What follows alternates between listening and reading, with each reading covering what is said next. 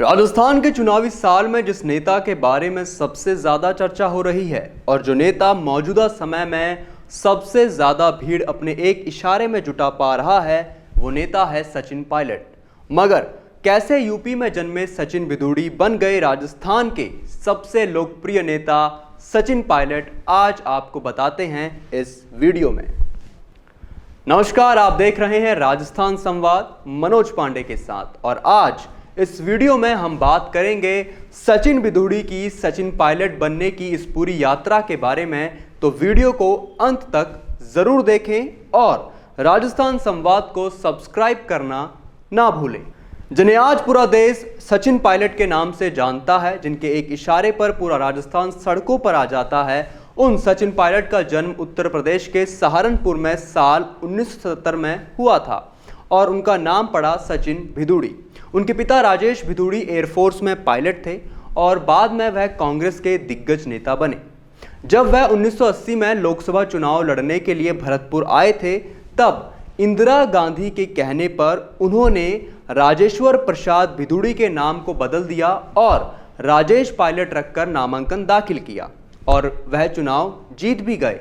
इसके बाद फिर यही पायलट नाम उनकी और उनके पूरे परिवार की पहचान बन गया और बाद में सचिन पायलट की मां रमा पायलट भी विधायक बनी।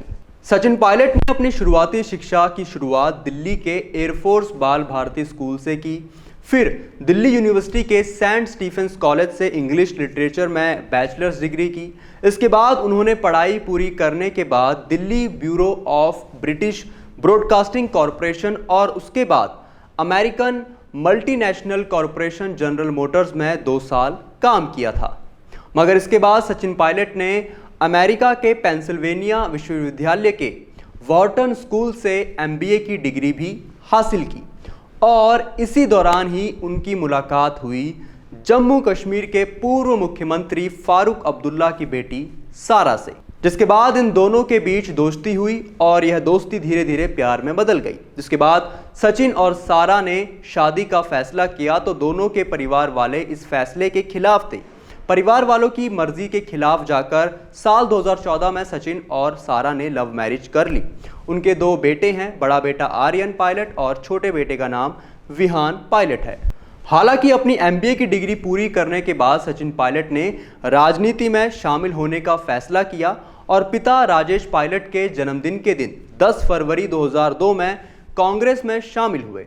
इस दौरान मुख्यमंत्री अशोक गहलोत भी मंच पर मौजूद थे। मगर फिर इसी साल 11 जून को राजेश पायलट की एक सड़क हादसे में मौत हो गई और यहां से सचिन पायलट की जिंदगी में एक बहुत बड़ा मोड़ आया, जिसके 2 साल बाद 2004 में महज 26 साल की उम्र में सचिन पायलट दौसा से लोकसभा सांसद बन गए। यह वही लोकसभा सीट थी जहां पर पहले उनके पिता भी सांसद रह चुके थे।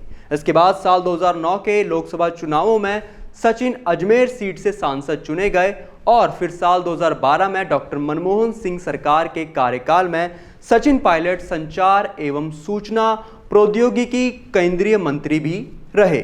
मगर फिर 2014 के लोकसभा चुनाव की मोदी लहर में पायलट अपनी अजमेर सीट नहीं बचा पाए और चुनाव हार गए।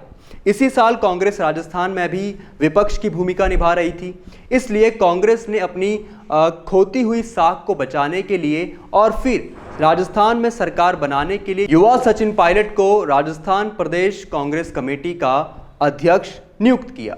फिर क्या 36 साल के सचिन पायलट ने राजस्थान में फिर से कांग्रेस को लाने की कसम ठान ली और एक के बाद एक वसुंधरा सरकार पर भ्रष्टाचार और कुशासन के आरोप वह लगाने लगे और लोगों के घर घर जाकर कांग्रेस के लिए वोट मांगने लगे।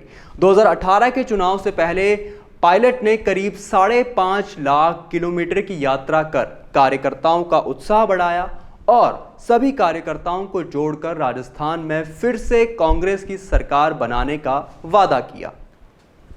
कांग्रेस की सरकार बनती है तो सभी ने यह सोच लिया था कि मुख्यमंत्री सचिन पायलट ही होंगे। मगर जब सचिन के कड़े संघर्ष के बाद कांग्रेस ने बहुमत से सरकार बनाई तो मुख्यमंत्री अशोक गहलोत को चुना और सचिन पायलट को उप मुख्यमंत्री का जिम्मा सौंप दिया गया, जिसके बाद दोनों ही नेताओं में मतभेद देखे जाने लगे और यहीं से कांग्रेस 2 धड़ों में बंटने लगी। इसके बाद मानेसर कांड और फिर 25 सितंबर को हुई अनुशासनहीनता की कई बड़ी घटनाएं राजस्थान की राजनीति में हुई। मगर अब एक बार फिर से राजस्थान के इस चुनावी साल में सचिन पायलट ने फिर से लोगों को एक करना शुरू कर दिया है और फिर चाहे वह भ्रष्टाचार के विरुद्ध उनका अनशन हो या जन संघर्ष यात्रा, सचिन के एक इशारे पर पूरा राजस्थान सड़कों पर उतर आता है और ऐसा जन सैलाब उमड़ता है जो मौजूदा समय में किसी भी और नेता के समर्थन में देखने को नहीं मिलता है। अब क्या सचिन पायलट के इस संघर्ष का फल उन्हें इस 2023 के चुनाव में देखने को मिलेगा? ये एक बड़ा सवाल है। क्या कांग्रेस सचिन पायलट को 2023 के चुनाव में मुख्यमंत्री का चेहरा बनाएगी? यह भी एक बड़ा सवाल है जिसका जवाब आने वाले चुनाव में देखने को मिलेगा।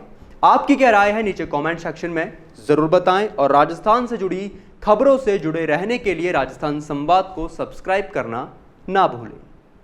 फेसबुक एड्स पर बहुत सारे पैसे खर्च कर दिए ना, लेकिन एक भी लीड काम की नहीं मिली। रीच तो बहुत सारे लोगों ने किया सोशल मीडिया पर, लेकिन एड पर कोई कन्वर्जन नहीं हो रहा।